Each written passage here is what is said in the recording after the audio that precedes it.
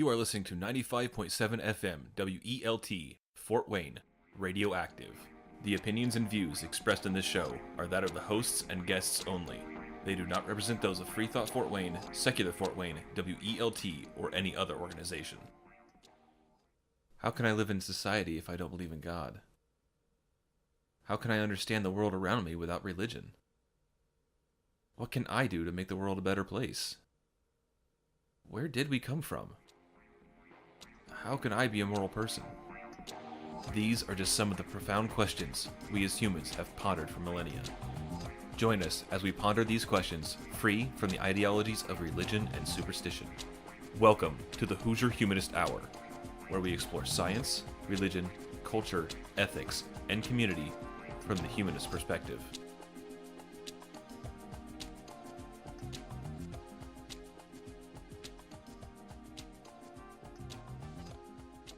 I'm your host Andrew, and this is episode 8 of the Hoosier Humanist Hour. This week we discuss what the Indiana State Legislature has been up to with Drake, V, Chris, and myself. Well, thanks everyone for joining me today. Really wanted to take some time to talk about some some Indiana legislation that's coming through right now for the current legislative session. And the big thing right now that I'm seeing is Senate Bill 35, which is, if you've been following national news, has a very similar bill that's going through North Carolina right now that deals with same-sex facilities. And this is dealing with LGBT, specifically transgender people, using bathrooms, not so much for the gender that they identify with, but the gender that is on their birth certificate. And I've even seen specifications not down to what sexual organ that you have, but down to your chromosomes. So you count number of X chromosome or Y chromosome, and that distinguishes which bathroom you should use. So there is one little distinction between our bill and the North Carolina bill is our bill as of right now only talks about school restrooms, school locker rooms, shower rooms, that sort of thing. But North Carolina has opened it up to any public facility. So I wondered what you guys had any opinions or anything about this. I've seen these bills, or I've heard of them anyway, coming up all across the United States. So I think there's kind of a conspiracy, not quite, but a concerted effort by a certain party to pass these bills in as many states as they can. I can see where they're coming from, but it's definitely not something that should be taken lightly. Right, and I guess I should have, before jumping into this, I know we don't like to get political, or don't want to get too political, but I feel like this is really an issue that comes down to, human rights and, personal liberties and freedoms. And let me just kind of read from this bill a little bit. This would be Senate Bill 35, entitled Same-Sex Facilities. It is to provide that student facilities in school buildings must be designated for use by female students or male students, and may only be used by the students of the biological gender for which the facility was designated. It makes a Class A misdemeanor if a male knowingly or intentionally enters a single-sex facility that was designed for use for a female, or 2, a female knowingly or intentionally enters a same-sex public facility that is designed for a male. So if you don't know, Class A misdemeanor is actually the top or the most severe of the misdemeanors. And I have not seen it in the bill, but I've also heard that it would be a $5,000 fine for anyone who would be charged with this offense. Yeah, I heard the $5,000 figure as well, so it's likely to be true. So this would be locker rooms, restrooms, or shower rooms accessible by multiple students at the same time in which students may be in a state of full or partial undress. So, if it's a single, one stall or one, urinal bathroom, there's no problems.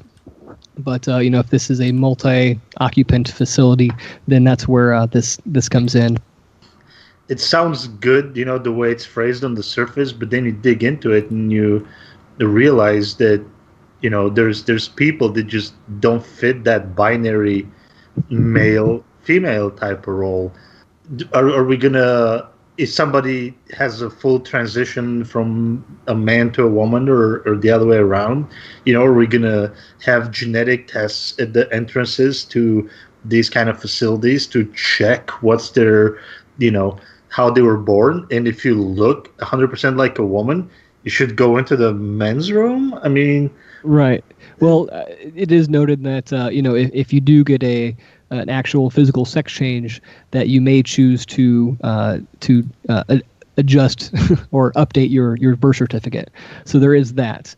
But no, I totally agree with you. I mean, it kind of comes back, if you remember, early in the primaries, or I guess it was pre-primaries really, but Mike Huckabee made the statement that, there'll be these young men who will claim that they are identifying as women so that they can get into, locker rooms and, do whatever they want to do, which, is completely ridiculous. Imagine if you've got a young woman who completely identifies as a male and she looks like a boy and she walks into a female restroom. Not only is she going to be embarrassed, but I would imagine any other, girl in that facility is going to feel threatened that there's a boy in their girl's bathroom. And it's just, I think it causes more problems than it tries to solve. Well, but passing a law to fix a problem means that there is no law currently addressing that problem. So if we were going to have, all these boys entering the women's, bathrooms, why do we not have that now? So there must be something in there that's preventing them from doing that. I mean, first of all, who does that? But okay, fine. There's people that would, maybe, but there's something that's stopping them now. Why is that not enough? Right, and if they're going to do that in the first place, is that really going to deter them from committing that crime? You see,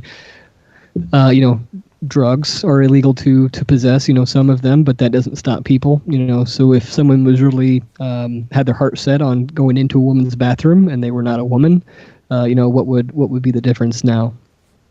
Or I guess, going back to sodomy laws, who's really going to enforce them, and how do you actually write that citation without Sure. being in people's bedrooms?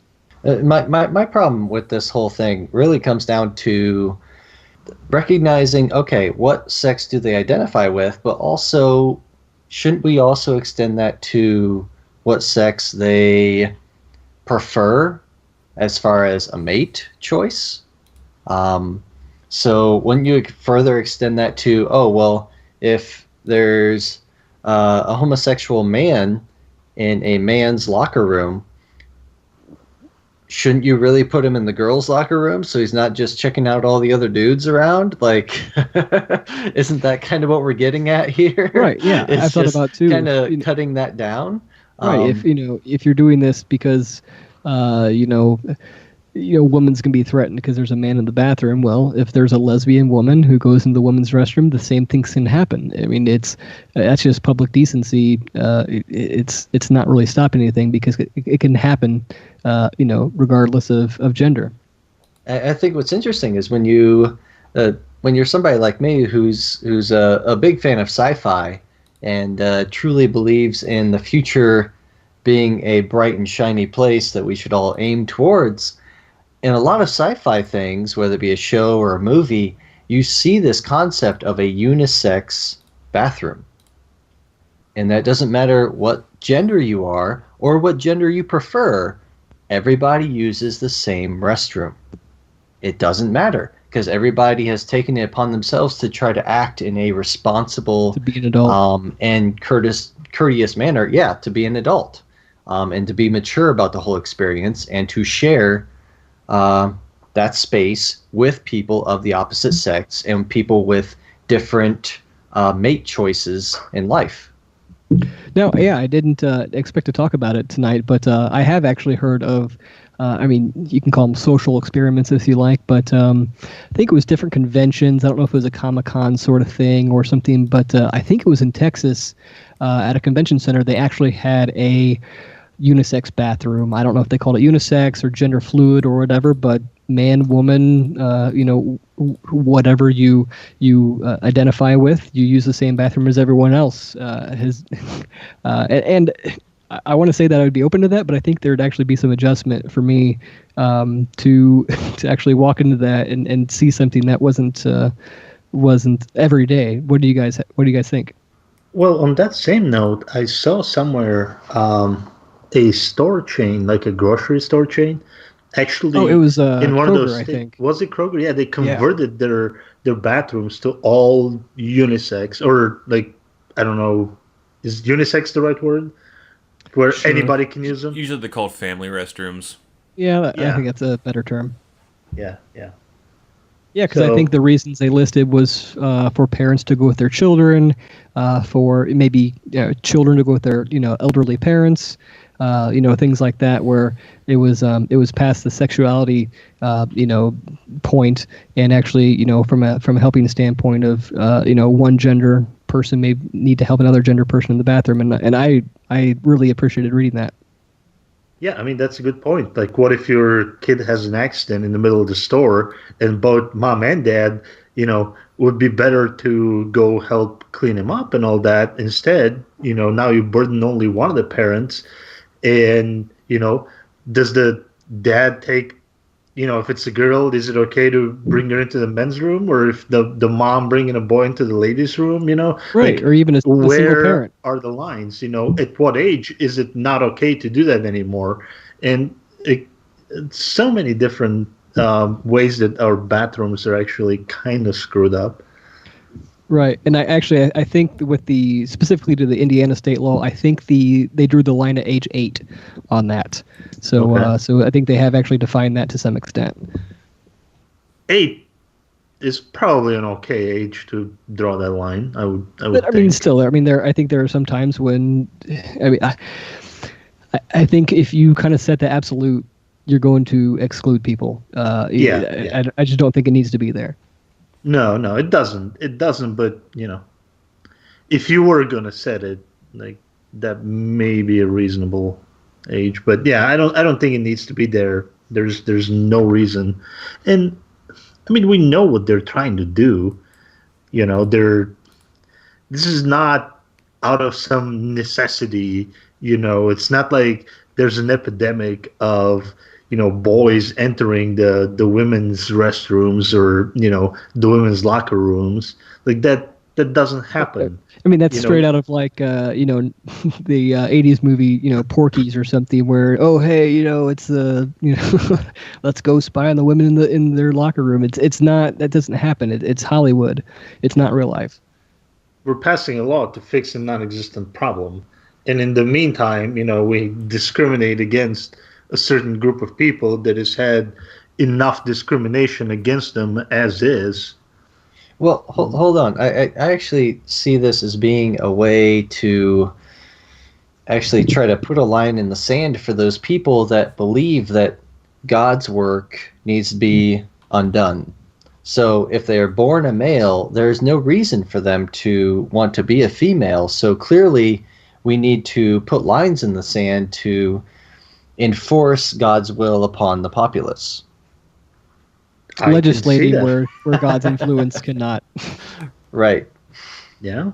There's a lot of different ways in which the hardcore believers in government have tried to put limits on just people in general based on their own faith and not on any kind of reasonable application of law. It's funny you should say that, because tonight we'd also wanted to talk about the abortion bills that were currently in the state legislation. So that's actually a really good segue. Now anyone can get on the internet and look at the current legislation bills, and the site I'm looking at is iga.in.gov, and this has all these Senate bills and the House bills from this and previous sessions. And I found it interesting that actually of all the topics that are currently up for up to to our General Assembly, that abortion came up more and more than any other topic that I've seen. So I just think that's completely outrageous. So just to kind of give you an idea of some of the things that are coming down, I'll save what I would think would be the worst for last. So we currently have, SB 77 wants to provide, wants the General Assembly to declare that research on aborted fetus body parts is against public policy. We've got SB 374 wants to extend the waiting period for abortions from 18 hours to 48 hours. And wants to impose additional requirements for informed consent before an abortion. It would also make many of the penalties for having an illegal abortion from the caregiver standpoint from misdemeanors to felonies. We'd also have SB 144 that requires physicians to determine whether an unborn human individual has a detectable heartbeat before performing or inducing an abortion, except when medically necessary. And also requires the mother to give a written consent. And the one that's got, if you've been following any Indiana news lately, is the biggest one is SB 313, which now says that abortions are not legal when there is let me read how they put it, a diagnosis of any potential disability, such as Down syndrome. So even if it's a potential where they're going to have a disability for their entire life and the mother wants to abort that baby because of that, it will now be illegal come July.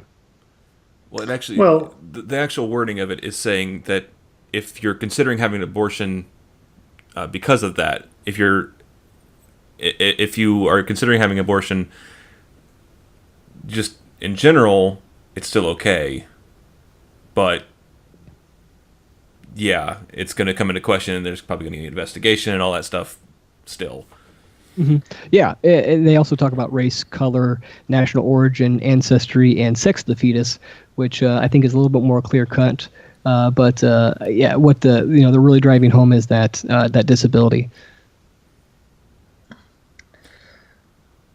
Yeah, there again, we know what the purpose is behind this. They're not doing this because there's this big wave of women aborting babies because of the disabilities, or because of their national origin, or because of any of those reasons. I mean, that's not why women have abortions. This is a continuation of this fight against legal abortion. And, they're just trying to kind of do a death by a thousand cuts. If they can restrict it a little bit here, if they can limit it a little bit there, if they can impose this restriction, they can impose that restriction, if they can do this and that and that and that and that and that, they hope to eliminate abortion. I mean, they can write whatever language they want. We know what they're trying to do. It's very frustrating. And I don't understand why they don't think that people see right through that stuff, or maybe they just don't care. Right, and what really troubles me is when you really get down on someone for you want to have an abortion, but if you think about it, after that baby's born, there are more and more cuts to financial assistance programs. Foster care and the adoption system are becoming more and more strained. You can have that baby, but there's going to be very few opportunities for that baby, just because everyone wants to fight for the life of that baby. But once it's born, it's like, oh no, you're on your own. Pull yourself from your bootstraps and get out of poverty. But you're not providing those steps for that to happen. And just for the timeliness of this episode, we are actually recording on the day that Republican presidential frontrunner Donald Trump said today that women who have an abortion should be punished. He said that in a hypothetical scenario during an interview, and later backtracked and said that the provider should be punished, but nevertheless, that was what he said. So kind of putting context to some of this as well. Well, he can say whatever he wants, but this is a legal procedure, You can't just say, "Oh, we're gonna punish this or that person." I mean, come on. I don't understand the love affair that some people have with the guy, and when it comes to this, I mean that's a completely ridiculous thing to say. It's a legal procedure. You can't punish anyone for performing a legal procedure. That's right. it. And me and my wife just had a new baby, and I fully support women's rights to have an abortion, but I personally would not would not. I've seen the wonder of childbirth, and that's something that I would not choose for my wife unless she really wanted it. But that should be a choice. There's you can't legislate someone else's body. Well, but in many cases, they even want to go a step further than that and not even allow for an abortion in cases, and I know that this bill doesn't do that, but they don't want to allow for abortion even in cases where the life of the mother would be in danger. If you allow them, to just write whatever laws they can, there are people on the far right that would write these kind of laws. So well, the problem is that honestly, every single time a mother even goes through pregnancy and actually gives birth, regardless, it's endangering the mother's life. Because it's not only taxing her body and her nutrients, but it's also putting her through that incredible stress of childbirth. So regardless, it's a stress on the mother, which is why really, honestly, when it comes down to it, I don't want anybody telling me whether or not I should or should not go through a certain stress in my life, much less something that's actually life-threatening stress. Yeah. And I think that's part of what we're trying to get at here, as far as the mother needing to have the ultimate choice in what happens to her body, because until that being leaves her body, it's really her responsibility. And it's completely up to her the entire time that's within her body, because one of the things I pointed out on my show the other week is that you can consider the human fetus to be what we call a parasite. In a number of different ways, and we can consider it to be an obligate parasite because it has to be parasitic right up until it leaves the body. We can consider it to be an endoparasite because it's inside the body the entire time, and we consider it to be an adelphoparasite because it's a parasite that's within the same species. So with that, it's really just a parasite inside the mother. And so it's really up to the mother to whether she should. Sound so eloquent.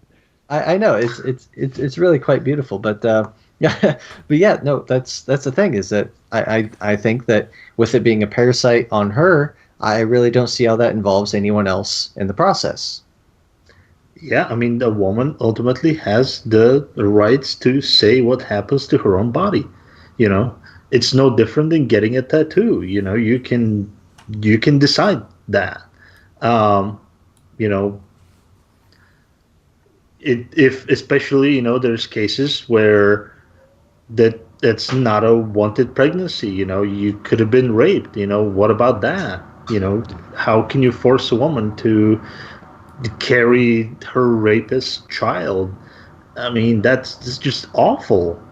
Right, especially too. Go right ahead.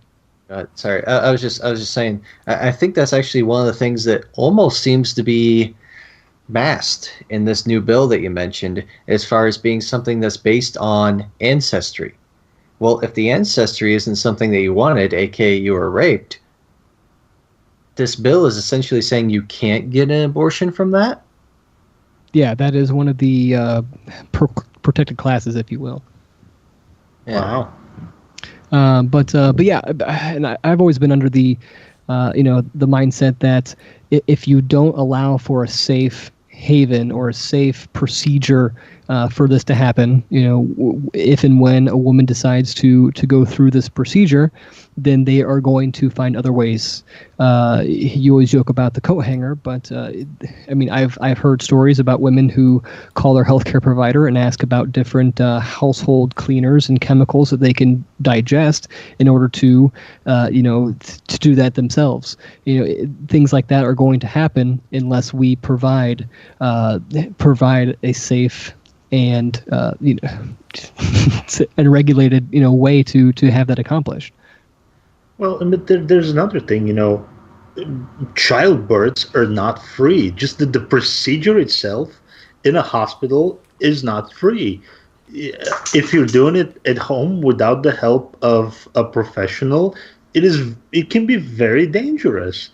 Anything from infections to all kinds of stuff can happen if you don't have help there, which is usually going to cost you some money. And what if that woman cannot afford that?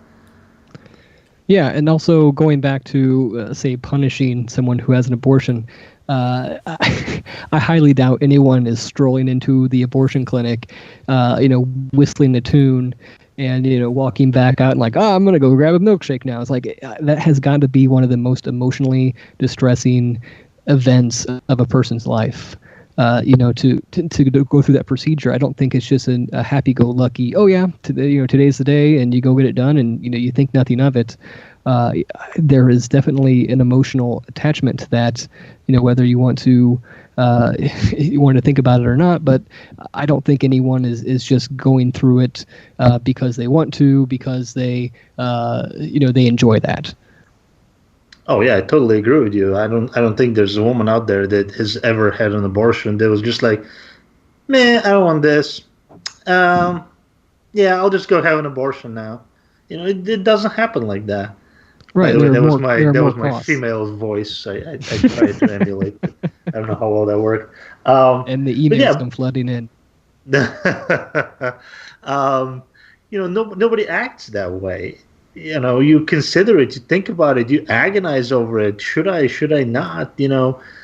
It's a difficult choice for a woman, and we shouldn't be making it that much more difficult because of someone's usually religious ideology. Let's not forget how this is driven. I mean, it is the religious ideology of our political leaders that drives them to propose and to pass these kind of bills. I did see one bill that is up for this session that talks about drug testing for state legislators. Those who are making the bills, should they be subject to a drug test as well?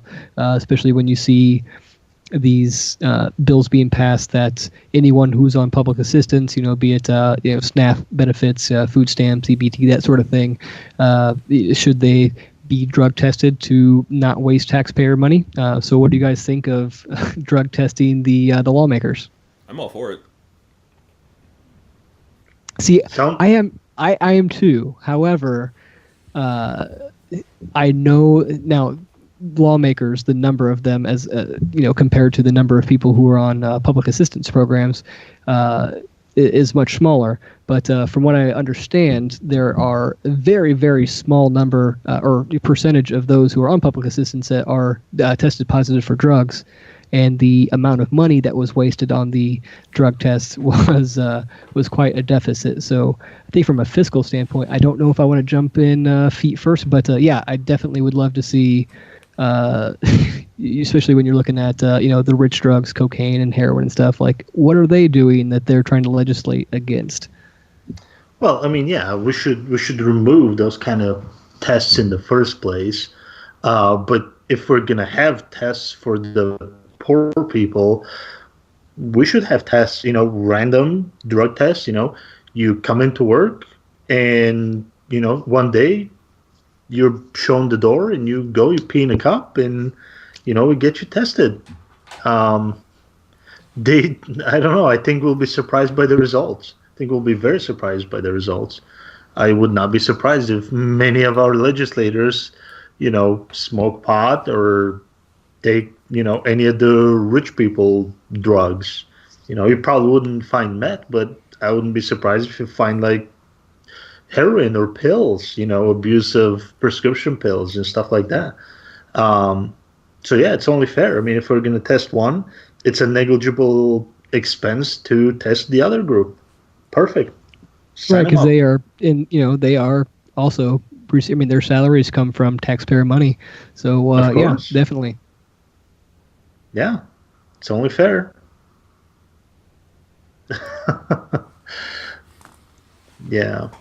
Yeah, we'll see And- if that actually happens. I mean, it's not going to happen because they're the ones that write the laws. I mean, you're not going to write a law that screws you over.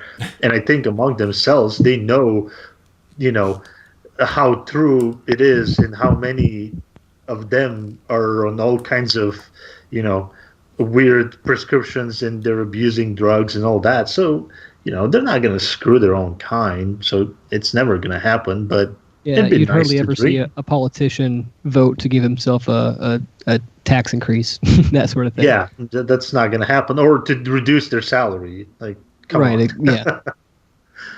Uh, Only the likes of Ron Swanson. who's that?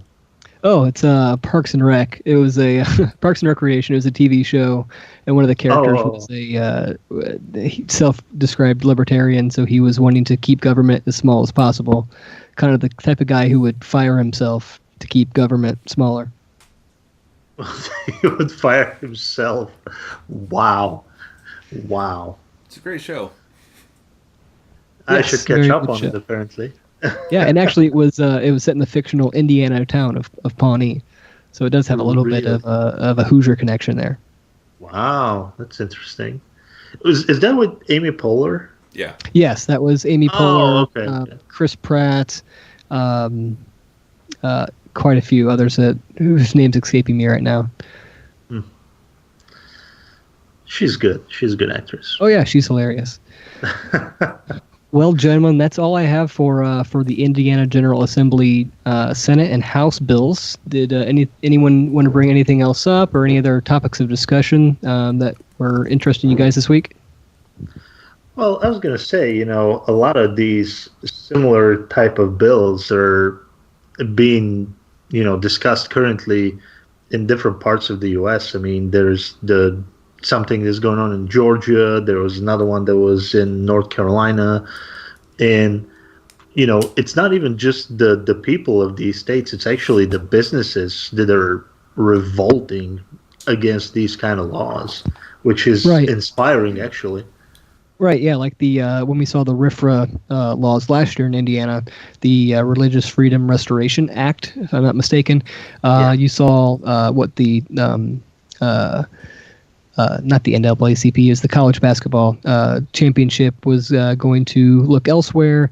You had several companies, CEOs of companies saying they're going to pull up from Indiana and move out. So yeah, and you mentioned Georgia. I know Georgia has a ton of revenue from Hollywood and the filming industry. So I have heard backlash from that, where they say they will refuse to work with Georgia if such laws get passed.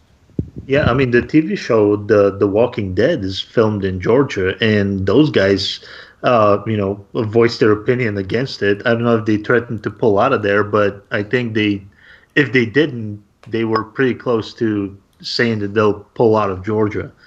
And I think that's the best way to force politicians on the right to change their mind, is when businesses speak up. It's I really think they free tend to market listen at a its lot best. more. Oh yeah.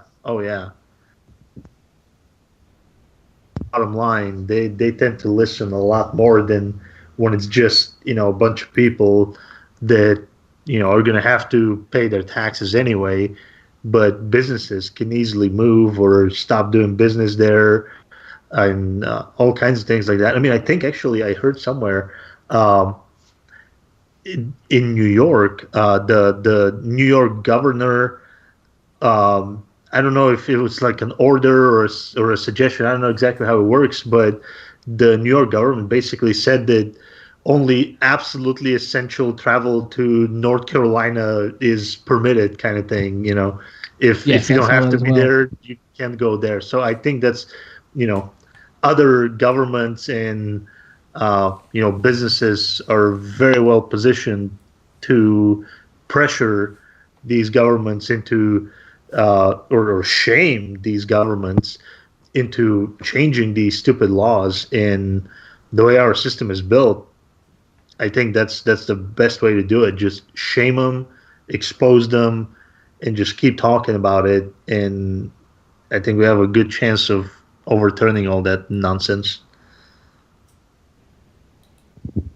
Yeah, and of course we are in a democracy, so also, as the little man, keeping up to date and keeping in the know for what your elected officials are doing, the decisions they're making, how they are representing you as as a public citizen, and using your democratic right of voting.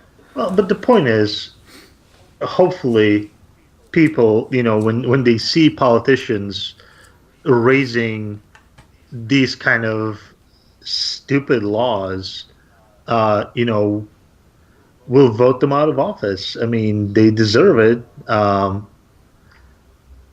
They're exposing their true colors, and we live in a democracy. We can change the laws and we can change the politicians, and I truly hope that the people of North Carolina and Georgia finally wake up to what's actually going on. But there's also another thing with these laws that we haven't talked about is those laws are very much likely to be unconstitutional. In many cases, you don't have to prohibit certain activity to, like, for example, with gun rights. So a lot of states have argued, or people have sued states that try to put too many restrictions on gun rights, and to the point where they'll argue that it's becoming a de facto ban, and it's the same thing, and that's illegal, unconstitutional. And it's the same thing with these laws. If you put too many restrictions on an activity, in this case being an abortion or what have you, if you put too many restrictions, it becomes a de facto ban, and it's unconstitutional. So these laws, even if people and corporations don't manage to overturn them, it's very much likely that the Supreme Court will declare those kind of laws to be unconstitutional. Right, and I've tracked bills like this before, and even though they're read on the floor of the General Assembly, many are unlikely to ever see the light of day, per se. So, yeah, I mean, we can always talk about this, but will they actually go and, get signed by the governor? And also then, like we're seeing now, again, with that abortion bill, there are organizations and people who will file appeals and or sue the states to test the constitutionality of the bill. And speaking of constitution, I was still on that site, iga.in.gov, and I looked up the Indiana State Constitution, and going back to kind of our secular roots here, reading the preamble, which is the very first part, front and center, when you pull up that document, I will read this word for word. To the end that justice be established, public order maintained, and liberty perpetuated, we the people of the state of Indiana, grateful to Almighty God for the free exercise of the right to choose our own form of government, do ordain this Constitution. So I think we need to start moving away from the Almighty God, and I think we need to remove that from our Constitution. Yeah, references like that have no place in our society, in my opinion. Now, I think they get away with it because they're not specifying which God, but nevertheless, I would see that as a promotion of religion being promoted through government. Oh, it is, totally, yeah. Absolutely. I mean, it's endorsing religion over irreligion, plain as day. Yeah, that shouldn't be there. There's constitutions in different states that actually require you to be some form of theist to hold public office. I mean, those are unconstitutional, and that's been determined, but those laws are still in the books. Yes, I thought it was, I want to say Arkansas and South Carolina. You had to pledge your allegiance to a god or something like that in order to become a public official or elected to a public office. What is that supposed to achieve, I guess, is my question. I mean, when you profess that, you believe in some god, like, Right. And what is could that you claim the supposed to flying spaghetti get you? monster? Could you claim, Russell's teapot? Could you just make something up, and would that satisfy that clause, or would you have to actually, define your God and back it up with religious texts? I mean, how far does it go before it's satisfied? It depends on the individual situation. Like for me personally, I've gone out and tried to apply for professorship positions at various universities. And a number of those universities, particularly here in town, are religious. And they specifically state that you need to prescribe to and affirm that you are a member of that religion in order to be a professor there, in order to further their particular set of values as far as the university is concerned.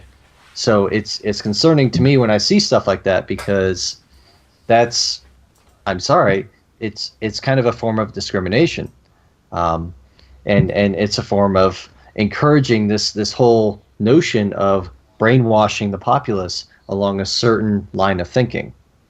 Can you Now, share what university that was that had that in there?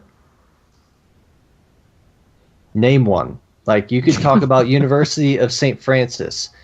You could talk Okay. about working for a number of private schools here in town, whether it be the Lutheran school in particular, Okay. a number of other places here in town, because for some reason, religion is very predominant here.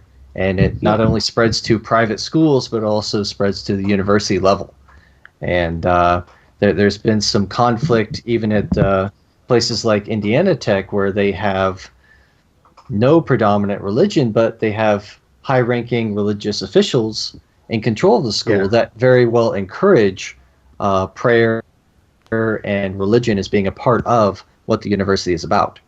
And now, I quick disagree question, with that. because I wasn't familiar that we had, close to home laws like that. Now, are they requiring that you prescribe to their ideology or their specific, denomination, or just any denomination? No, it is theirs. Okay. You have to. It's basically one of the pre-interview questions. As you're filling out the job application, they specifically ask you, "Hey, do you believe in, Lutheran Christianity, or whatever particular denomination they are of Christianity?" They will specifically ask you if you prescribe to that set of beliefs. That way, you can further the mission of, the business, so to speak. Right, because it's not like you're. I mean, no one's going to take a job and then just completely espouse like, Lutheranism is a terrible monster. I mean, I don't know. I just don't see someone rallying and getting crazy like that. But I don't know. I guess they're considered a private organization and they can do what they wish. But I don't agree with that. Well, I don't know if they can though. I mean, there's the equal protection clause that says that you can't discriminate based on some of those kind of things. I mean, I know when I've been hired in bigger corporations, I've been told they're not allowed to ask you about religion or anything of that sort. Now, because maybe St. Francis is a religiously affiliated institution, they may be under some weird clause in the law that allows them to ask that, but I think corporations are not allowed to ask those kind of questions. The issue comes to the fact that Indiana, among a number of other states, are free will states, which is to say that your employer can terminate your being employed by them at any point for any At will reason. employment, yes. Yes, yes. Right. So that kind of falls under that. Yeah, but that's true. But I still don't think that they can say, "Oh, I am firing you because you're Muslim." Like, I think if they actually said that, I think that would be still illegal.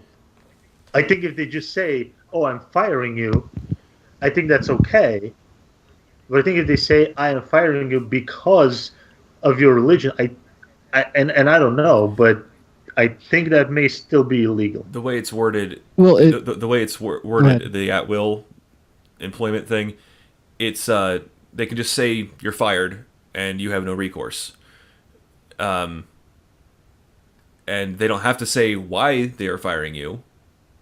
So if they do actually say, we're firing you because you're Muslim or because you're gay or whatever, then you have recourse. But they just say you're fired, that's it, you're done.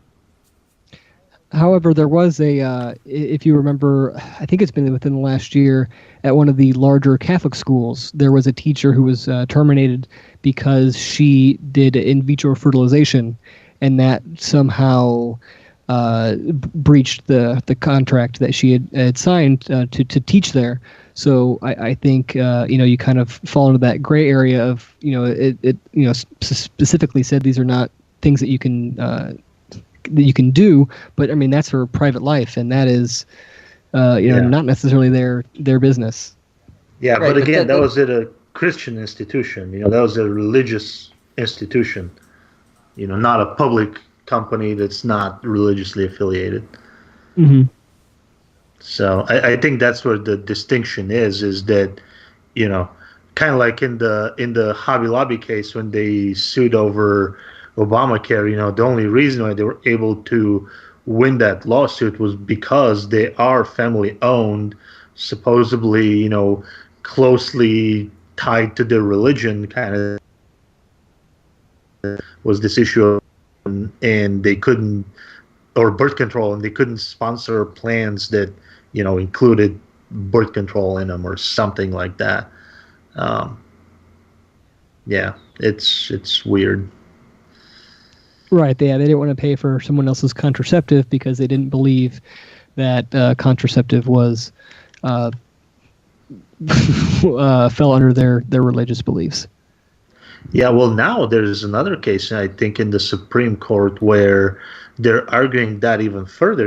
There's provisions now that allow for women to get that paid for their birth control on their insurance through additional means, but they have to somehow get a note from their employer basically saying, I don't know if it just says that they're not covering it, or they have to get some kind of note from their employer. Let's say you're working for some religious university, they'd have to write some document to show that they're not paying for that birth control coverage so you can get it in another way, and they're saying that even that is too much of a burden on their religious freedom, which is just insane. Going back to the religious the RFRA the RFRA Act from last year. Yeah.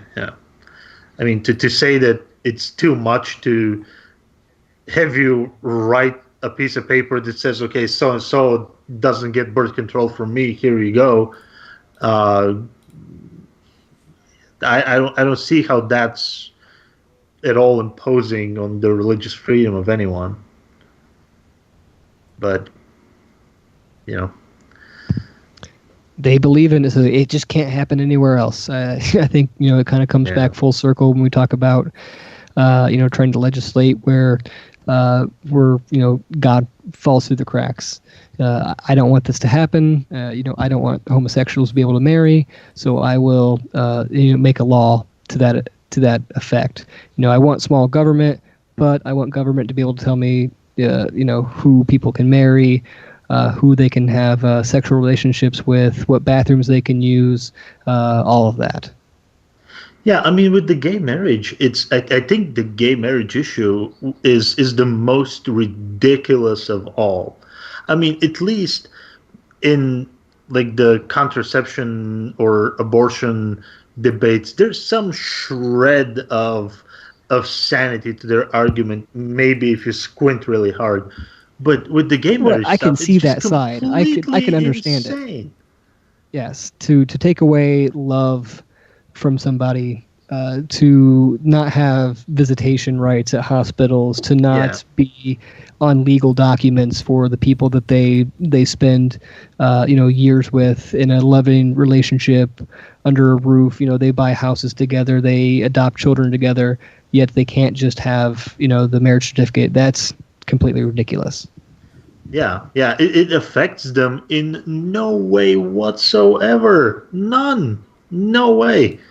And they still don't want to allow it. They'll protest, they'll petition government, they'll do all kinds of crazy things to make those people's lives more miserable, as if somehow that'll change who they are, or it'll make them feel better. Which I miss the verses in the holy books that said that making your neighbor more miserable should make you happy. I don't know. We've lost this nation. This nation is turned from God, and we need to bring it back. And there's only one way we can do that. Yeah. I've listened to too much Glenn Beck. Yeah. I would love if that is actually true, that this nation is moving in that direction, and I think it is. And it's the perpetual fear of this nation's the worst ever. We're in the worst position we ever have been. The economy's going to tank. Look at all these banks that are buying up gold. It's as close as you can get to repent now because the Savior is coming next Thursday. I mean, it's